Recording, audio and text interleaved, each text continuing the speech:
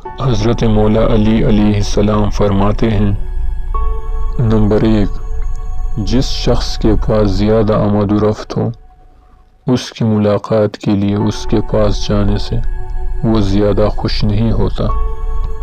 Number 2، جب عقل کی آنکھ آندھی ہو جائے تو ظاہری کچھ کام نہیں آتی۔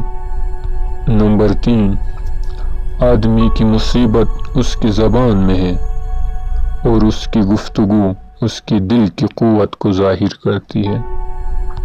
نمبر 4، آرزوئیں آدمی کو دھوکے میں ڈال دیتی ہیں اور موت اسے پچھال دیتی ہے۔ نمبر 5، سخاوت اچھی خصلت ہے اور وفاداری عمدہ عادت ہے۔